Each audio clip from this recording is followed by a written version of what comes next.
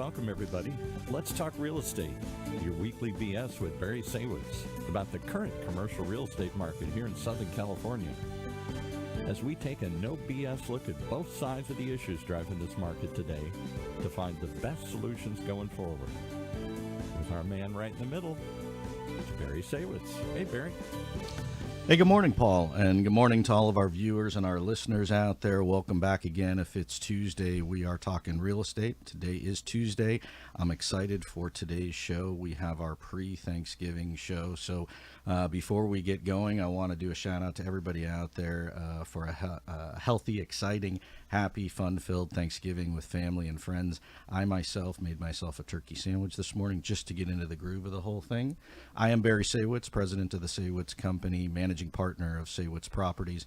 And if it's one thing that I've learned in the 30 plus years that I've been doing this, it's to look at both sides of the equation and surround yourself with experts, gather the information you need to make an informed business decision. And so I'm excited for today's show for a couple of reasons. Number one, we're going to talk a little bit about the residential real estate market, which we don't do here very often.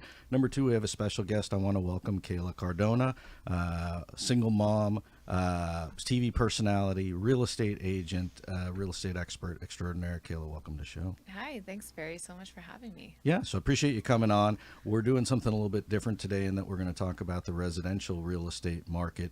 I know that your expertise and your company's focus is high-end residential homes in coastal Orange County, particularly Newport Beach, Laguna, and those kind of markets. Before we get into that, you are one of the celebrities and one of the stars of Selling the OC, the television show on Netflix. And so I want to, I guess, first tell our viewers and our listeners how you got involved with the show. Yeah, so I was actually founded on social media, on Instagram. I guess they were going through the interviewing process. I knew nothing about it. And I was referred to by another agent in Orange County. And they contacted me. I thought it was spam and I deleted them. And I was like, yeah, okay. And then they found my email and they reached out to me via email. And I was with another brokerage before then. And when they reached out to me and told me about the show, and that's most likely going to take for me to move brokerages, I said no, absolutely not. Yeah. I'm loyal to my team. I'm loyal to my brokerage, and I'm in a very good position. So I was making great money, closing 1 to 2 deals a month. So I was killing it. And so for me to walk away from that and basically start over, I just was like, no, I'm not going to get into that. But they convinced me, well, you're not committed to anything. Let's just go through the process, have fun, and see what happens. And so there was other things going on in my brokerage that was kind of red flags for me. And so it did take me some time to make that decision. So I went through the process and boom, here you are. Boom, here I am. and so it's not just, hey, I'm on a TV show. I mean, it really is a career move for you. Huge. In terms of shifting gears from the people that you're around and what you're doing, and then getting in a new focus. And then I'm assuming, because my office is drama every day, we're just not on TV, but you have cameras following you around to a certain degree. And so I guess on the one hand, you got to be cognizant of that. And then number two, I think, you can tell our viewers and listeners, but I mean, contrary to popular belief, you're going to work every day, right? You're doing this is a career for you, in addition to the fluff of the TV side of things. Yeah. You're out there working it. Yeah, absolutely. And I think a lot of people think that, after the show comes out and it's on Netflix, right? So it's international, that, our phone's going to be ringing off the hook, our email's going to be all packed, and that's just not the case. The show came out, yeah, it brought a lot of open doors and opportunities, but not so much leads that you would think so. So yeah, you still have to hit the payment. You still have to go and market yourself and prospect everywhere you go. So I'm doing that every day. And, I just left the office at 9:00 at night last night. It right now is the time to double down because of the holidays. You know how it gets. Yeah. And it's just the perfect time of the year too, to reach out to all your past clients and, newer clients that you've been nurturing for the last 6, 12, 18 months. So, it's the time right now to double down. Yeah. And in residential world, it's a constant grind, and you're constantly looking for the next deal. And in a certain respect, you're always only as good as the last deal that you've done. And so it's interesting that you make the move, the market is, when you do make the move, the market is hot, the market is good, and then bam, all of a sudden in the course of the last 6 months, we've got a lot of changes going on with the rise in interest rates, the economy, and all the other fun stuff that's going on around us. And so I want to rewind for a second. So you make the move, and then, how did you deal with the COVID stuff? Because I know from my own experience, couldn't show a house, had to make appointments, sign a bunch of documents, wear a mask, take off your shoes, all kinds of great stuff. It's pretty difficult to try and market and show property in that environment, I would think. Yeah, so I joined the Oppenheim group about a year and a half ago. So during the COVID time, I was at my last brokerage. And to answer your question, yes, the whole world shut down in like, what, 2 weeks, right? And they Yeah. kept extending it. It was just a matter of pivoting and changing how.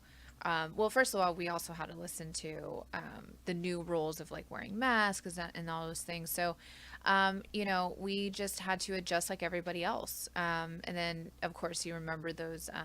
They had to sign The waivers, right? You Yeah, have to yeah. sign the waiver. I'm like, what That is was that? How's that going to annoying. protect anyone? I Yeah. have no idea.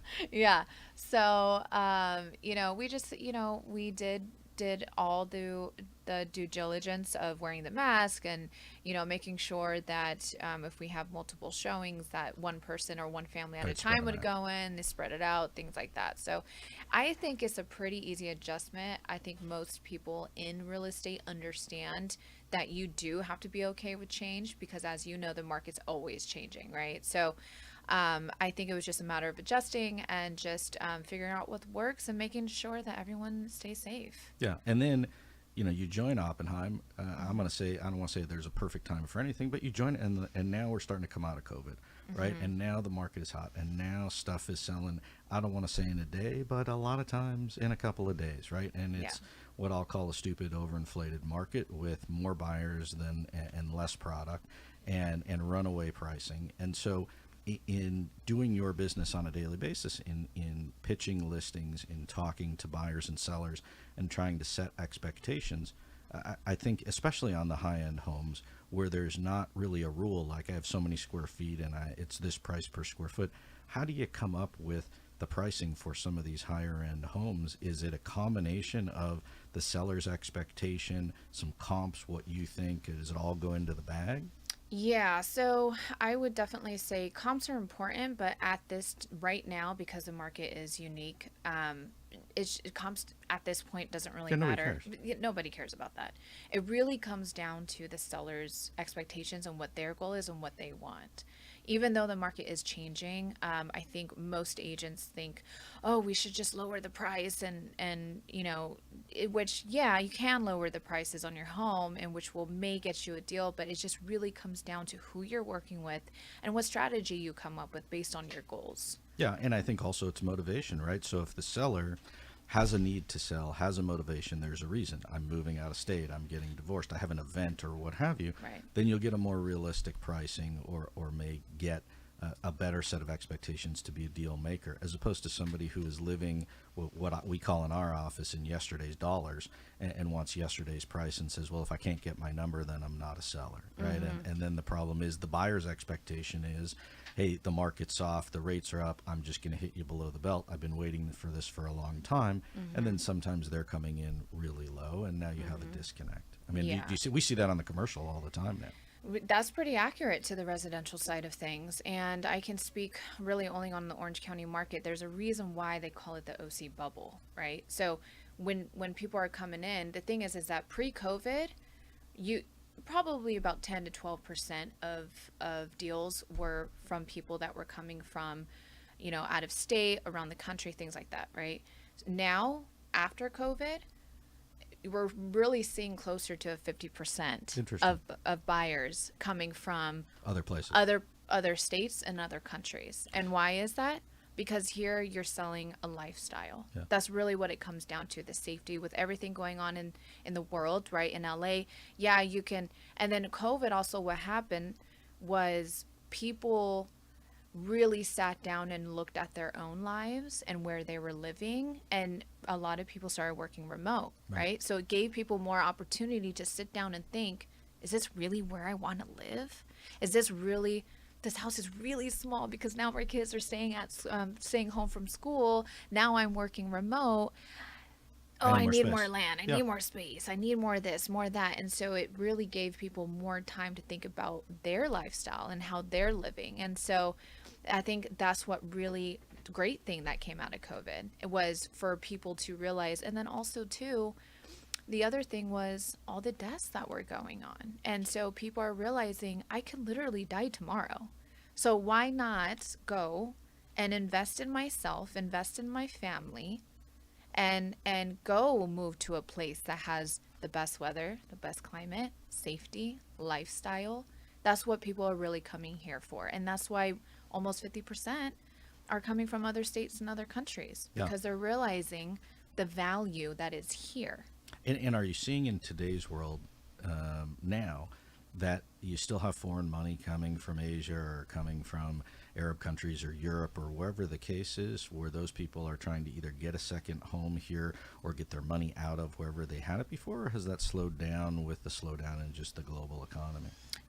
No, I think that, well, I think in general, the market has slowed down. But if you're talking like the higher multi-luxury homes, I'm talking like 12 mil and up. Right. It's definitely gotten higher since pre-COVID. It's interesting because Yeah. you would think that those buyers are more insulated against interest rate fluctuation or rise in inflation because they are high net worth individuals and may own businesses or other investments that they have their risk spread out to some degree, right? Well, it's really hard to say a general answer to that just because every individual or family have their own reasons for investing into real estate or buying their first or second home.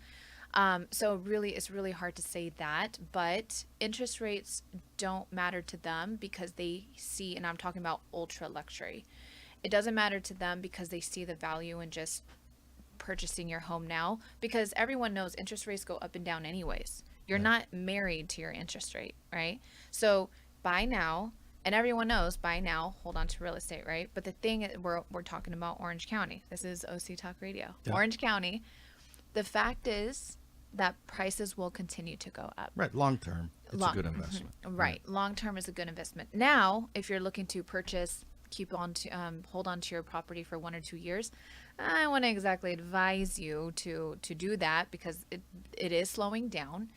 And I think a lot of people think by looking at the price points, you see a lot of down arrows, right? Red down arrows. I just had this conversation yesterday with the potential buyer that I'll be working with. And, he has the concern that a lot of people have the concern of is prices are going down. Well, what's happening is that it's not so much that prices are going down or depreciating. What's happening now is that the market is adjusting. It's now becoming into a normal No, right. market. Because in a normal market, it's supposed to take 30, 60, 90 days to sell your home, not Exactly. 3, right? Exactly. And sometimes even overnight. It's sometimes they put it on as a coming soon. Next day you see that's pending. Yeah. And you're like, what happened overnight? Right. And on the commercial side, we were seeing 5, 6, 7, 8 offers. And so you were seeing stuff trade above asking, especially in what I would say, at least in my experience, the lower to middle tier homes on the residential side. You had a lot more buyer pool and a lot more activity, and those prices would there was no flex in the price. Right. In a normal market, pick a number. I'm asking $1 million for my house. I should sell it for 900 or 950 or something a little less than $1 million, right? Not $1.2 million. Right. I'm and so glad you're covering that. Yep, right. that's true. And so then you get into, well, you're the expert, right? But I mean, it seems to me like you get into the higher end homes, and then I made up a number which was based on nothing more than I don't want to say I pulled it out of a hat, but sometimes maybe so. I'm at $20 million. What is the difference between a $15 million home and a $20 million home? Is there a pool of the 15s and then yours has a bigger this or a bigger that? And so it's 20. And so again, I think you're back to expectation of buyer and seller. Right. Exactly. Yep. You nailed it. And so it seems to me like the difficulty, and this is what I want to ask you, that seems to be the challenge if I was in the high-end market, is managing the expectation more than anything else, because you can't control the market. And in many instances, you're making your own market because you have a unique home. I see some of these homes on the TV show, and they are one of a kind of things. Yeah. Right? Yeah. That's very, very true. And also just having those really difficult conversations with your clients and being honest with them, because what agents, what they do really is they tell you what they think you want to hear. Absolutely. Because And I need so, the listing. yeah. So here's the thing with, as you know, we barely have land right now, right? They're not building anymore. If anything, we're building up on Right. top of each other. But so obviously inventory is still low. And so what I have been seeing, which is quite interesting, is homes that are 5 years or newer are selling quick. Yeah. Right? So it's the majority of the buyers today, they know what they want. And so it's just a matter of, like you said, setting expectations, letting your sellers know what is important right now. What's important is making sure that your home is presented well. And if that means a nice little paint job, some staging, freshen it up. That's what we need in Put this some market lipstick right on now. it and Yes, make it look nice. we need fresh new inventory because we're not building right now. And so those homes are very, very quick to sell. So anyone that's listening to this that's even thinking about selling their home, then it's really important that you do work with someone to represent you that knows what they're doing, that understands the market specifically where your home is in, and understanding who are we attracting here? Are we attracting a younger couple? Maybe a family that just moved in their parents, a 1 level, a 2 level, right? So it's just understanding that market and what you need to do to prepare. Because obviously we want to get you the most for your home. Duh. Yeah. That's our job.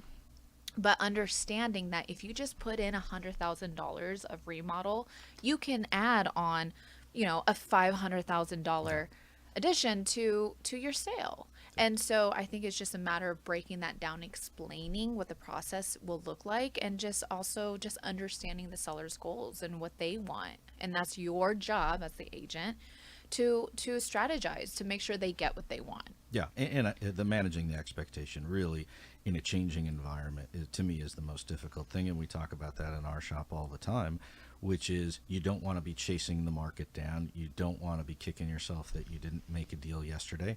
And I believe that there aren't 10 deals out there, and then even if there's multiple deals, sometimes they have hair on the deals. It's not, hey, I'm just going to write you a check and we can close tomorrow and no big deal.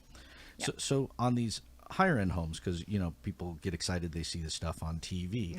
That's not every home, right? Not every person in America gets to own a 10 or 20 or $30 million home. It'd be nice, but on those homes, are there to a certain degree, are some of those spec developers that are building new homes that then would come to the Oppenheim group and say, hey, look, I really want some extra exposure for this house, and I believe by giving you the listing it would get me that extra pop or exposure to put it on TV, or the extra marketing that you guys do? Yeah, I think I would say half of those homes that you see on the show is really for those types of exposure. Like the opening of our season, it was actually $100 million home in Laguna Beach, and it was phenomenal. So I'm not sure if you watched it. I missed that one. I have my checkbook in my briefcase. It's the very first Did episode, it sell? Barry. No, it has not sold. So you think maybe they'll take like 96 or something like that? We can talk afterwards. All right. I want to run to the bank. I did see some of the shows, and whether it's the drone footage or the helicopter or the flyovers or whatever, they're awesome views and awesome homes. And so part of it is the storyline for TV. I understand that, right? And then part of it is the glamour and promoting Orange County and the fabulous homes that are here. And then at the end of the day, you're still trying to make a buck, right? Yeah, exactly. Yeah. And, of course, for a show, they're going to pick the most high-end, most expensive luxury home that they can find in Orange County that are willing to be filmed and be on the show. So, but it's that 1% of people that are buying those huge compounds. Right, you need a chic or Bill Yeah. Gates or somebody like that. But So but you also do. I'm going to call not low. Everything's lower end than 100 million, but Yeah. certainly several million up to 10 million or 15 million dollar home. Still a very nice home, very expensive home, Yeah. and still have a greatly reduced gene pool.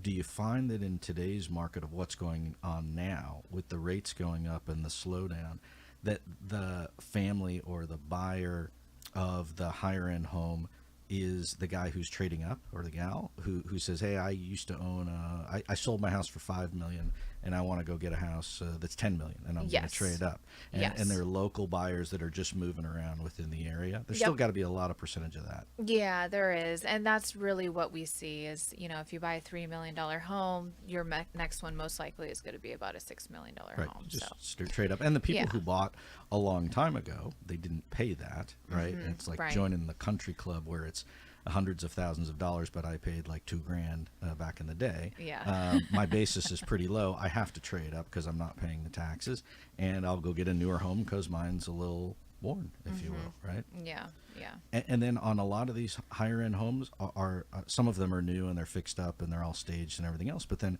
it would seem to me like you have others where there's opportunities for someone to come in, buy it, and really do a renovation and put their own touch on it. And that's not for everybody. And I do that, but the average buyer wants to see it, wants to get excited, and if it doesn't look good, they're out of there in 60 seconds. Yep, that's exactly what it is. And they want everything already done. That's Right. why we had to cover in the beginning, that sellers really need to understand that that is just the majority of the buyers today. They want it mostly all done. They just want it complete. They want it turnkey. They don't want to come in and look at all the extra work they need to do. That's why it's super important to make sure that you prepare your property before it hits the market. Yeah. And in terms of prospecting and what you're doing in today's world for yourself and at the Oppenheim Group, so I've seen on the show where, you're working deals yourself, you're partnering on deals. Is there a team environment in the office? I know what people see on TV, but I know in our own shop, sometimes it's a team and sometimes I'm just doing my own thing, right? Yeah. So essentially, you are a solo agent there at the office. However, if you do choose or decide to partner up with another agent, or maybe a group of three, then you can do that. What I love very much about our office is that we're able to also help each other, and we get tons of like pocket listings, off market listings, and we share.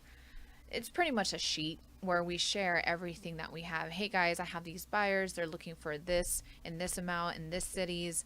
Do you have anything coming up or no pocket listings, stuff like that? So we basically leverage each other. So in a sense, that is kind of like working as a team, but essentially you're a solo agent. Yeah. So. And in a market where there's low inventory, the pocket listing or the I would sell if you got me this, or I would buy if you found me a house with a tennis court or a pool or whatever the thing is that somebody really wants.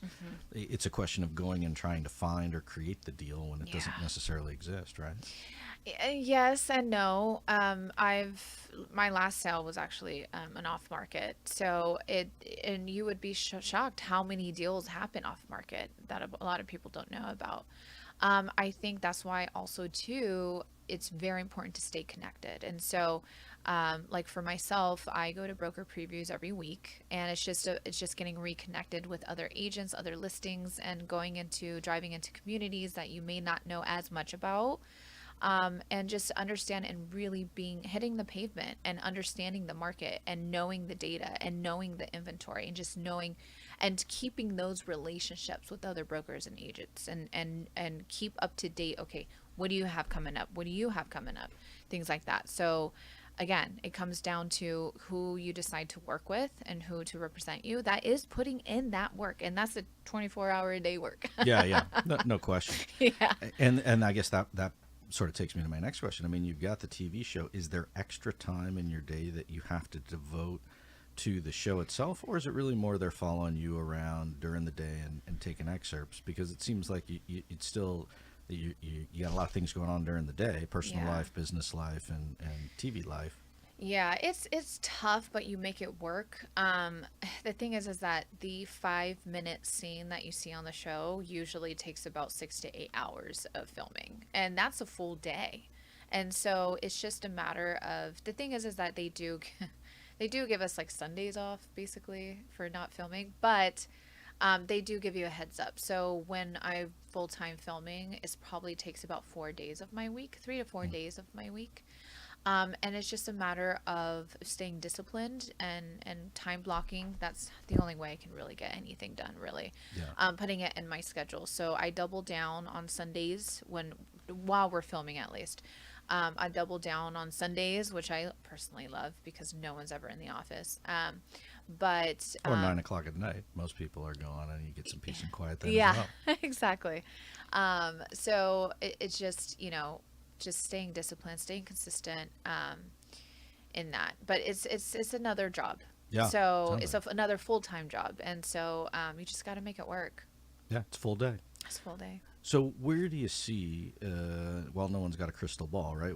The holiday time for residential and real estate in general normally slows down a little bit. People are hustling to either make a deal and get the deal they were working on done, or people just sort of punt, I think, and go, "Hey, I'll just see you after the first of the year." Where do you see it going come January, which is typically a slow month for residential sales? Is it going to pick up, or are you going to get more of the same? I do love this question. Again, we don't have a crystal ball, but it is natural for it to slow down because of the holidays. I think it's going to obviously slowing down right now with the interest rates. We do see predictions that interest rates will gonna go, yep, continue it's to go gonna go up. That's just, here's the thing. Everyone sees, we go through this all the time, right? With the economy and things like that. We always end up coming back, bouncing back, right? So we know that moving forward. So I see interest rates continue to rise during the rest of this year. But then the demand is going to rise come the beginning of next year. It's the time. And again, like I said, everyone's coming here. People that are looking at where they're living and considering other areas of the country, LA, New York, Miami, they also see what's going on. And so they're coming here in comparison to the other places. It's really the safety here. And with everything going on. So demand is gonna go up. It's hard to say with the interest rates, but again, you're not married to your interest rate, so I would not allow that to scare you. I think it's most important now more than ever to be that knowledge broker and agent to you know educate Yeah. everybody right now at this time, especially right now, and to kind of ease that to help make that decision. Yeah, and my expectation is that you're still going to have low inventory because you have a Yeah. lot of people that were trying to do this trade up, right? And if they can't afford the trade up because rates are higher, there's a certain gene pool of buyer or homeowner that just says, you know what, I'm just going to wait. I talked to a friend of mine yesterday, and he said, yeah, I was thinking about buying something. We looked around. Everything still seemed very expensive. I didn't find anything I like. I think I'm just going to remodel where I'm at, right? And so I think you have a lot of that so that the inventory will still stay low, and then that will keep the prices, I think, at least somewhat where they are. I mean, I don't know what your take is on that. I think the prices have to come down a little bit, but I just don't see a crashing of the market. No, definitely not a crash. And I think a lot of people, especially if they lived through that 2007, 2008 time, right? A lot of people are scared because they see the same patterns in a way. And so, you know, today now well, first of all, the 2008 crash came down to the mortgage, right? Anyone that had a pulse could get Right. a mortgage, right?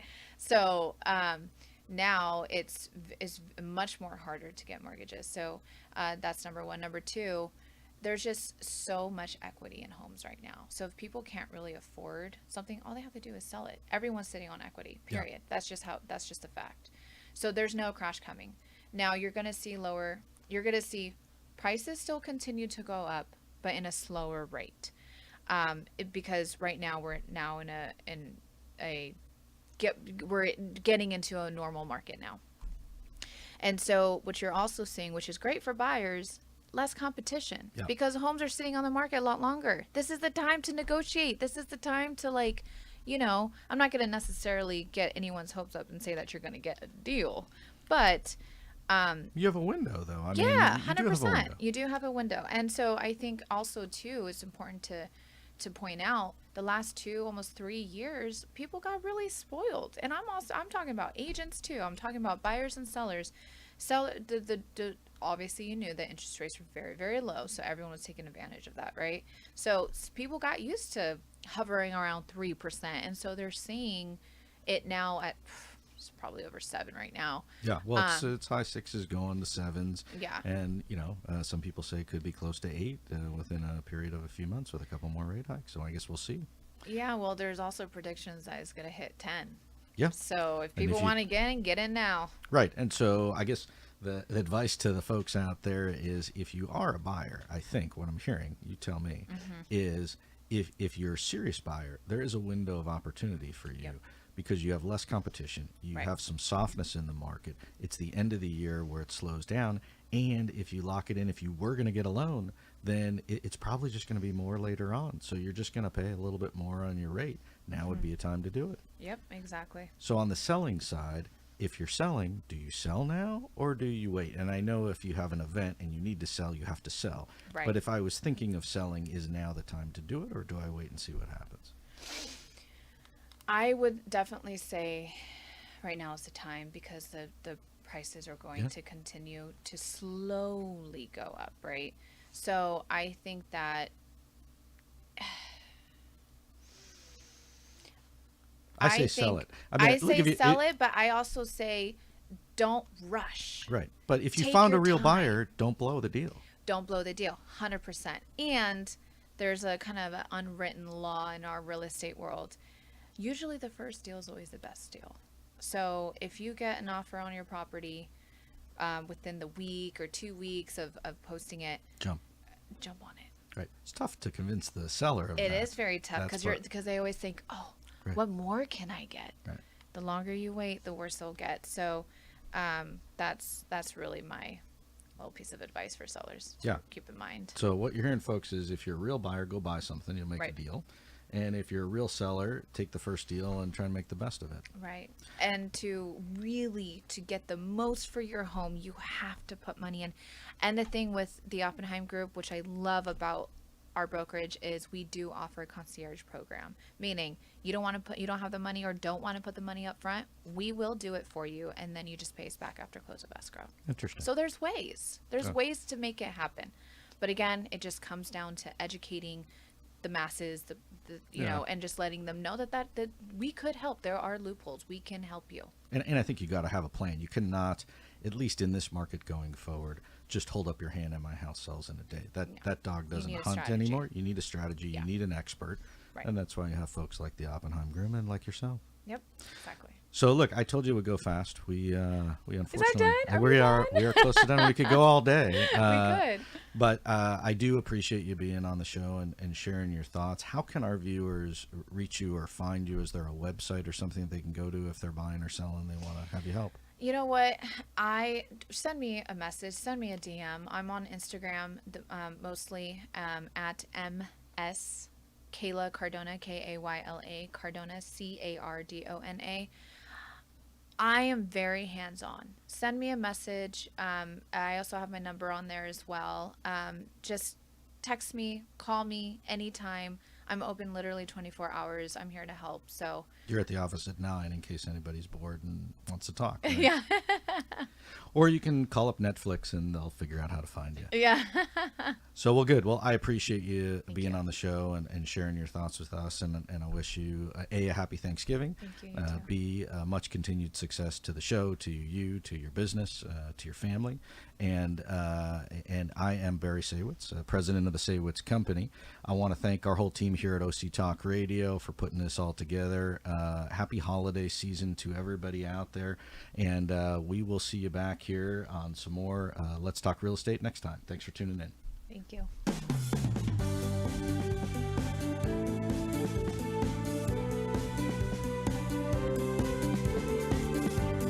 Well, There you have it. You've been listening to Let's Talk Real Estate, your weekly BS with Barry Saywitz about the current state of the real commercial real estate market right here in Southern California. On Orange County's only community radio station, OC Talk Radio, streaming live from our studio here at the University of California Irvine's Beale Applied Innovation Center.